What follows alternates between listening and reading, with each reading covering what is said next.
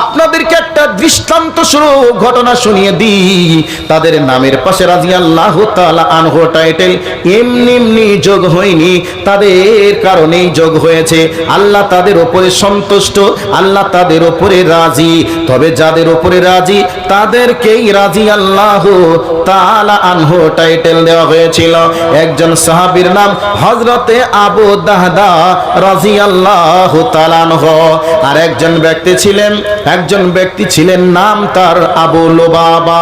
তো আবু লুবাবা তিনার বাগানের পাশে একজনের বাগান ছিল, জিনার বাগান ছিল। আবু লুবাবা হচ্ছে অনেক বড় ধনঢ্যশালী ব্যক্তি, আর একজন এতিম ব্যক্তি ছিল। ওই এতিম ব্যক্তিটা মনে মনে ভেবেছিলেন আমি হলাম গরিব, আমি হলাম অসহায়, অতএব আমার বাগানের সঙ্গে আবু লুবাবার বাগান যদি মিলে যায় তাহলে পরবর্তীতে সমস্যা হবে। এই সমাধানের জন্য তিনি বাগানটাকে ঘিরে নেওয়ার জন্য তিনি চেষ্টা চালাচ্ছিলেন। চেষ্টা চালাতে এক জায়গায় গিয়ে দেখছেন একটা খেজুরের গাছ সীমানার বা বাউন্ডারি মিডিলে দাঁড়িয়ে গেছে। এবার ওই গাছটাকে যদি ঘিরে নেয় তাহলে হয়তো আবু লুবাবার গাছটা অর্ধেক চলে যাবে, আবু লুবাবা রেগে যাবে। আর যদি না ঘিরে নেই তাহলে বড় সমস্যা হয়ে যাবে। এই ভাবনা চিন্তায় ওই এতিম ব্যক্তিটি আবু লুবাবাকে বলছেন, ভাই আবু লুবাবা, তোমার সম্পদের তো অভাব নেই ভাই, অতএব তোমার কাছে আমি দাবি করছি, ভাই রে, তুমি এই খেজুরের গাছটা তুমি হয় আমাকে বিক্রি করে দাও, কারণ এই খেজুর গাছটাই বেড়া দেওয়াতে বাধা প্রদান করেছে, অতএব এই খেজুর গাছটা আমাকে বিক্রি করে দাও। আবু লুবাবা বলছে না না না, আমি বিক্রি করব না। এবার আবু লুবাবাকে বলছেন, তাহলে আপনি আমাকে দান করে দিন। আবু লুবাবা বলছেন, আমি দান করব না, আমি বিক্রিও করব না। এই এতিম অসহায় ব্যক্তিটি এবার বিপদের মধ্যে পড়ে গেলেন। এই সমাধান কোথায় পাবো রে? মসজিদে নববীতে গেলেই হয়তো সমাধানটা পাওয়া যাবে।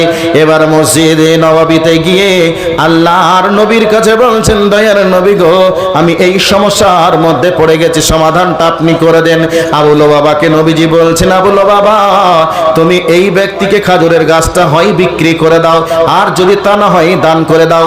আবু লুবাবা বলছেন, না না না, আমি বিক্রি করতে পারবো না এবং আমি দান করতে পারবো না। আবু লুবাবাকে আল্লাহর নবী বললেন, আবু লুবাবা, তুমি যদি দান করে দাও কিয়ামতের ময়দানে একটা তুমি জান্নাতের ভিতরে খেজুরের গাছ পাবে। তাহলে দুনিয়ায় যদি একটা খেজুরের গাছ তুমি দান করে দাও, আখিরাতে গিয়ে তুমি একটা খেজুরের গাছ পাবে। এই কথাটা চলছিল আলোচনা। এই অবস্থায় আবু লুবাবা রাদিয়াল্লাহু তাআলা আনহু তিনি অস্বীকৃতি জ্ঞাপন করলেন, দিতে নারাজ হলেন। কিন্তু এই জায়গায় একজন সৌভাগ্যবান ব্যক্তি দাঁড়িয়েছিলেন, বসেছিলেন, নাম তার আবু দাহদা রাদিয়াল্লাহু তাআলা আনহু। আবু দাহদা রাদিয়াল্লাহু তাআলা আনহু এই অবস্থায় নবীজিকে বলছেন, ইয়া রাসূলুল্লাহ, ইয়া হাবিবাল্লাহ, এই ফজিলতটা কি আবু লুবাবার জন্য নাকি এই ফজিলতটা সবার জন্য? আল্লাহর নবী বললেন, না, সবার জন্য। এই অবস্থায় আবু লুবাবাকে আল্লাহর নবী আবু দাহদা এই অবস্থায় বলছেন, ভাই আবু লুবাবা, আমার বাগান সম্পর্কে তোমার কি ধারণা আছে? তুমি কি আমার বাগান চেনো? এই অবস্থায় আবু লুবাবা বলছেন, ভাই আবু দাহদা, তোমার বাগান কে না চিনে?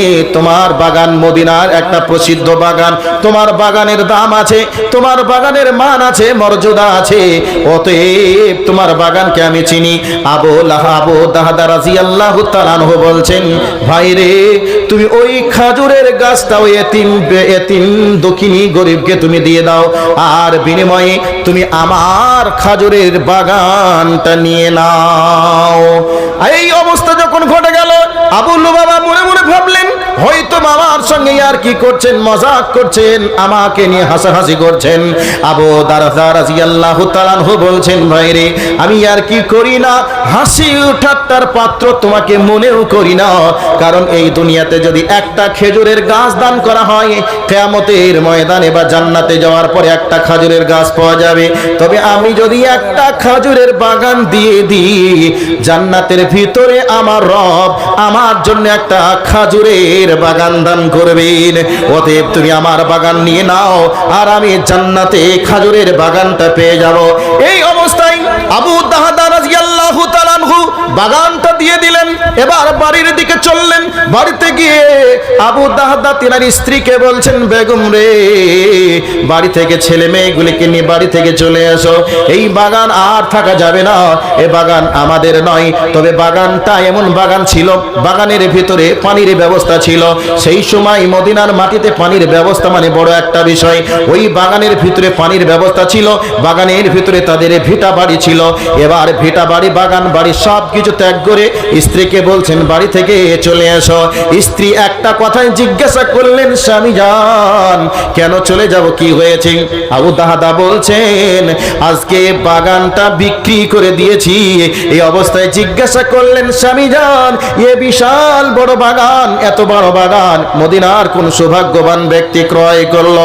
এই অবস্থায় আবু দাহদা বলছেন, বেগম রে, আমি এই বাগানটা জান্নাতের খাজুর গাছের বাগানের বিনিময়ে আমি এই বাগানটা দান করে দিয়েছি।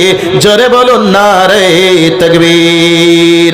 হযরত আবু দাহদা রাদিয়াল্লাহু তাআলা আনহুর স্ত্রী কোনো কথা না বলে বরং এমনটা বললেন, স্বামী যান, দুনিয়ার খাজুর গাছের বিনিময়ে, খাজুরের বাগানের বিনিময়ে জান্নাতের বাগান ক্রয় করে নিয়েছেন, কত ভালো কাজ করেছেন। চলেন বাড়ি ঘর ছেড়ে দিয়ে বাগান বাড়ি জান্নাতের মধ্যে নিব, ওই জান্নাতের ভিতরে বসবাস করব। বন্ধুরে, এই সমস্ত মানুষদের উদারতার কারণে তাদের নামের পাশে যোগ হয়ে গেছে রাদিয়াল্লাহু তাআলা আনহু টাইটেল। কাজে আপনাদেরকে বলবো, যাদের কাছে 500 টাকা আছেন, 100 টাকা আছেন, 1000 টাকা করে আছেন, একটু আল্লাহর হস্তে মেহেরবানি করে দান করে দিবেন। আল্লাহ গো, বেশ কিছু তোমার বান্দারা এসেছিলেন, কেউ 1000 টাকা, কেউ 500 টাকা, কেউ 200 টাকা করে দিয়েছে, কে কত দিয়েছে জানি না। তোমার বান্দারা যে যা দিয়েছে, তোমার বান্দাদের দানগুলিকে তুমি কবুল করে নাও, মনের আশাকে তুমি পূরণ করে দাও। মাবুদ রে, একজন মহিলা, তিনি এমন মা, এখনো পর্যন্ত মা ডাকটা শুনতে পাইনি, বিবাহ করেছে, স্বামীর সঙ্গে সংসার করছে, এখনো পর্যন্ত মা ডাকটা শুনতে পাইনি। সেই মা আজকে নবীর মাদ্রাসায় আল্লাহ তোমাকে রাজি করার জন্য মা ডাকটা শুনতে পাবে, এই জন্য তোমার নবীর মাদ্রাসায় 200 টাকা এবং কানের একটা, নাকের একটা নাক মাছি তোমার নবীর মাদ্রাসায় দান করেছে, সঙ্গে একটা কোরআন মাজিদ দান করেছে। আল্লাহ গো, তোমার বান্দে কি ব্যথা নিয়ে দিয়েছে তুমি জানো। সেই মাকে কোল ভরা একটা সন্তান দান করিও আল্লাহ, সেই মায়ের কোলে তুমি একটা সন্তান দান করিও, যেই সন্তান আম্মা বলে ডাকবে, আব্বা বলে ডাকবে, তার অন্তরটা জুড়িয়ে যাবে, তার বাড়িটা সুন্দর লাগবে। সেই রকম ভাবে তার মায়ের কোলে তুমি একটা সন্তান দান করিও। মা আমার 200 টাকা সঙ্গে একটা কোরআনুল কারীম দান করেছেন, আর একটা সোনার নাকমাছি দিয়েছে। মাবুদ গো, পৃথিবীর কোন দাতা বাবা, খাজা বাবা, ন্যাংটা বাবা, ভন্ডা বাবার মাজারে দেয় নাই, বরং তোমার নবীর মাদ্রাসায় দিয়েছে। আল্লাহ, তুমি রাজি হয়ে যাও, তার মায়ের কোলে তুমি একটা বাচ্চার ব্যবস্থা করে দাও।